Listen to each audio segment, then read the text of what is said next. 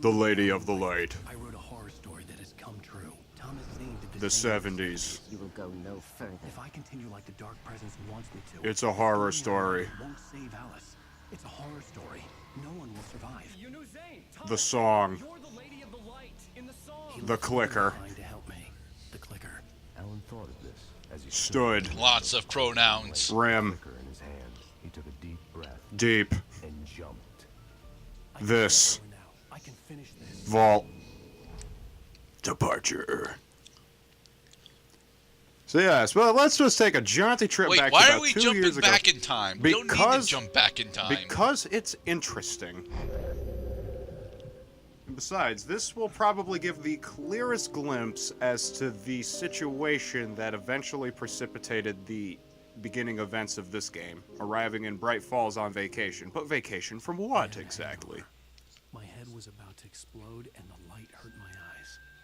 I needed my sunglasses and painkillers to dull the pain. In one of my finer moments of self-deception, What I a swore great it was simulation of the hangover sensation. You've never experienced this, Gerda, because you don't drink, but hangovers are a force to be reckoned with. I do know that. The sunglasses made the world look bearable. I like to think of it as a persistent headache that exacerbates from pretty much any sound that I hear. But I don't treat it with drugs. Just live. Live, damn it. He didn't open that. It was already open. Those worked fast. No, it clearly still has the medication cap on it. It does. That would be the game giving us a cup of coffee through a plastic lid. There was a message waiting for me on the machine. You have one new message. He still has an answering machine.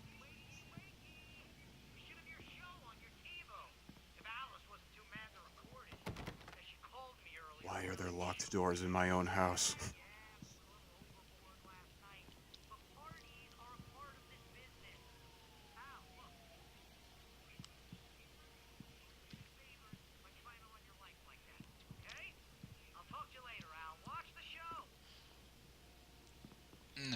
You see, Alan is very clearly a very successful writer, because this is a really high-graded apartment in New York. It is, yes. It kind of reminds me of how when Colin Sullivan in The Departed was getting his apartment in Boston, which is a comparatively expensive place to live in next to New York City.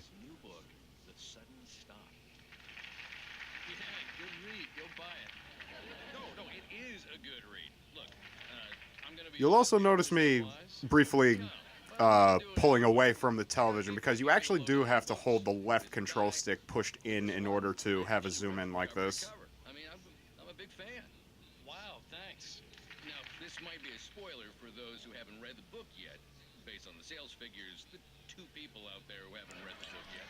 Very successful author. But Jeez. this last book is all about the death of the main character, the hard-boiled New York detective, Alex Casey. Now, there's been a lot of outrage about this. Why the hell did you... Usually when an author kills off their main character, they want to shift over to another series. Is that the Sir Arthur Conan Doyle precedent? I don't think so. I think it's just a way to creatively reignite interest in your own work. You selfish bastard. Yeah, in order to reveal the finer qualities of the artist's work, not the work of the artist. Which I'm pretty sure is why Sir Arthur Conan Doyle killed off Sherlock Holmes in his short story, The Final Solution. The Final Problem. Casey's lady friends tended to die on it. With Casey, it was all about his pain. No, nothing autobiographical about that. I'm a happily married man. My wife is my muse. But take note of the self-confidence of Alan Wake. That's one of the character flaws that eventually leaks into the beginning of this game. But I gotta say, I'm glad to be back home in New York. Well, you've certainly been on the news a lot lately. Lots of parties and, you got into a fight with some paparazzi. Oh, man. Well, that guy was really in my face. I lost my temper. I know that wasn't cool. You are famous for that temper. Well, I did also write several books. Well, your latest latest novel is called The Sudden Stop, and it's in bookstores now. Go get it. That means the two of you out there who haven't bought it yet. Ladies and gentlemen, that's all we have for you tonight. I want to thank all our guests for the evening. Alan Wake, Sam Lake. Oh shit. Do the face for a Sam. That's Sam Lake. That's the writer of Alan Wake. Poets of the Fall. Thank you. And Poets of the Fall is there too. I didn't say anything stupid if that's what you want to know. Okay, Grumpy. You want an aspirin or something? Are you going to start with me about drinking now? You know, I should have followed her advice, but suddenly I was angry. Wait, where is she? Mostly at myself. She's around here And she was somewhere. There she is. But the cutscene didn't give me a chance to find her. What? Now you can't even talk to me? well, this morning I was angry because you said you'd be home at midnight and you showed up at 7 a.m. and passed out in mid-sentence. Now I'm over it. Are you angry? This goddamn tour. It's gotten out of hand. Oh, honey. It's almost over, right? We can get back to normal, and you can start writing again. And you can eventually sync that audio. Alan, you're not thinking straight. Just take a shower and go back to bed, huh? Yeah, you're right, honey. I'm sorry. Once this is over, let's go away together. A vacation. This tour took them a year and a half to finish. Some peace and quiet. Some peace and quiet. Some peace and quiet. Some peace.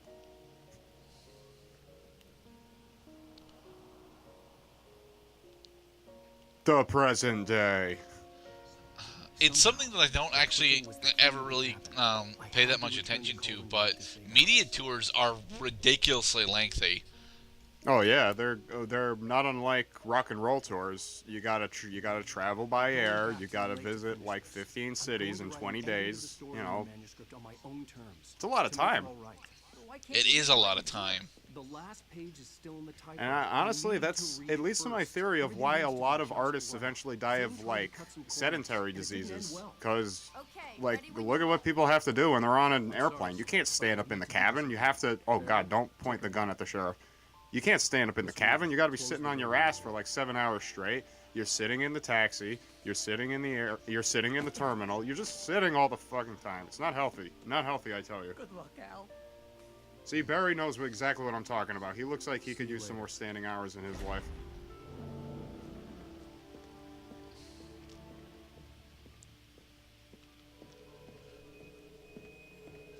When I got out, it was warm and sunny. I'd flicked the switch of the clicker. Had it done this? I didn't stop to question it. I had to take advantage of the sunlight to get to the lake. On Zane's page, Teleportation, yeah. Cauldron Lake. Driving montage. That's where I was headed. Trees. Sweeping trees. Roads. Double Hey, page. active highway participants. God rays. We're off to Mount Crumpet to say, go Daylight. dump it. Surrounded by the beauty of the Pacific Northwest landscape. It was hard not to let It's doubt been actually creep quite a in long one time last since I watched The I Grinch could Stole still chalk Christmas. everything up to There a was dream. a I had enough there's a imagination little to make error up something like that this. was left in the Having been script in is the cabin that at this Maine time, is not in the trapped Pacific story Northwest. inside my It's head. in the Going Atlantic mad from Northeast. grief over Alice's death, like Hartman had claimed. There would Yeah. be no way of knowing. I mean, Oregon is in the Pacific Northwest. My course Might was as well be Oregon. It's like just as boring. I've never been to Oregon. Neither have I. The closest I've ever been to Oregon was Los Altos, California. I was born in Apple Valley, California, but we were only there for like a year. I don't remember any of any of that. So, Are you a Californian posing as a Michiganite? no, I'm a Michiganite that gets to claim that my birthplace is California. My God. You've lied to me. I don't think so. So, let's just take a brief stroll through the sunlit, totally not about to get attacked in portion of the game where you could stop at these little rest areas to look at some picnic tables and pick up some items that are nearby. But nothing actually happens during this daylight segment. So you are expected to just make your way back to Cauldron Lake. Oh yeah, that is this whole episode. This whole episode, we're just getting to Cauldron Lake. That's the only thing. There are no detours. There are no characters. No exposition. It's just get to the goddamn end of the game. Huh. Alright then. So let's get in our car and let's get back on the road. There's nothing to see here. And the small vignettes that you'll be stopping at can have items and thermoses, yes? Well, I hope so. For example, I think I do a jump cut here because I realized to my chagrin that there's actually nothing over here except for a truck that I could switch into. Truck. You are unfortunate enough to run out of health on your vehicles. That's okay. There's plenty of vehicles that you can destroy. But what is this?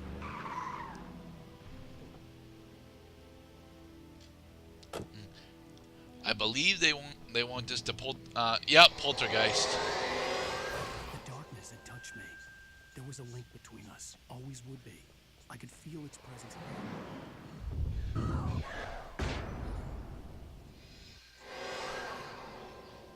The poltergeist phase shifted us. No. Who turned off the sun? Sadly, because of the way that key items work in this game, the clicker is not actually in your inventory at the moment. No, it's just a plot MacGuffin. It has no function. I kind of wish the clicker had a function, like an 11th hour superpower, because this is it. After this, there's no more Taken. There's no nothing. Manuscript page. Let's get more intel on story. The dark presence was no longer trying to capture the writer so he could create the ending it wanted. The writer knew too much. He was too strong. And he carried a weapon left behind by Thomas Zane. Something that Why are we switching perspectives over to the the darkness darkness? was doing everything in its power to simply stop the writer from reaching Cauldron Lake and the dark place it came It from. kind of, well, because in the story, the Dark Presence is just a character. It's an antagonist. It's the main villain of the novel entitled Departure, but it's just a character. But throughout a majority of the narrative, our perspective has been on our sentient characters, like Alan, Barry, and Nightingale. Well, that's because the sentient characters are more interesting. I mean, the Dark Presence doesn't. Steal the sedan. I mean, whenever Alan kind of uses the Dark Presence and Barbara Jagger interchangeably, but whenever the Dark Presence would have dialogue, then it's not the Dark Presence saying it, it's Barbara Jagger saying it. Roadkill. Get your fill. And you didn't get experience for that, though. Does it really count? Oh god, if only this game had a level up system. That would be pretty cool. Because then I would want to kill everything. And not just run away all the time. Parking spot. Ooh, that is totally a jump ramp. It is a jump ramp. It reminds me of Burnout Paradise, with its very, very poorly constructed jump ramps. Poorly constructed as in they sent you nowhere or they didn't actually work. No, neither of those, but they're actually made of, pretty much just wood pallets stacked up on places, and we're supposed to believe that our vehicles, which are, sports grade or heavier, Based on the signature are in the motel able to registry, go agents across them were without able to them stay breaking. here in room number Yeah, 2. right. A 2-ton vehicle going over a piece of wood. I doubt it. Checkout time is 10 a.m. No loud music, no pets. So the old gods of Asgard were not allowed to stay here. No loud music. I didn't even realize that. I'd say the most significant thing that we learned from that is that Agent Nightingale had paid for his motel stay with a credit card. Because he doesn't have cash. Which, well, that's not exactly all that important of a detail. I mean, it is past the year 2000. So, a majority of individuals don't really like carrying around cash. I like carrying around cash. Makes me feel I safe. prefer cash myself, but mostly because I don't have the experience of using a credit card for convenience. Or just use debit. I learned from an early age that debit is good. Yeah. And of course, Nightingale's room is the only one that's unlocked. This had obviously been the room where Agent Nightingale had stayed when he hadn't been busy harassing me. Wine bottles, potato chips, 6-packs. Why does he leave his flashbangs out on the sink? That is a very terrible spot for those. Well, I'd say from the debris of empty alcoholic beverage containers that he seemed to be pretty careless. Could have fooled me, pal. Dang, I thought there was a manuscript in there. Ow. Wait, who did that? I'm watching you. They have throwing projectiles. Fucking projectiles. It just goes to show why projectiles occur so seldom, is because they are clearly the most powerful and the most annoying weapons that enemies can use at you. And in the next part, will we to go over the jump ramp? We're gonna run over it. Oh. I mean, we're lame. gonna run over it like right now.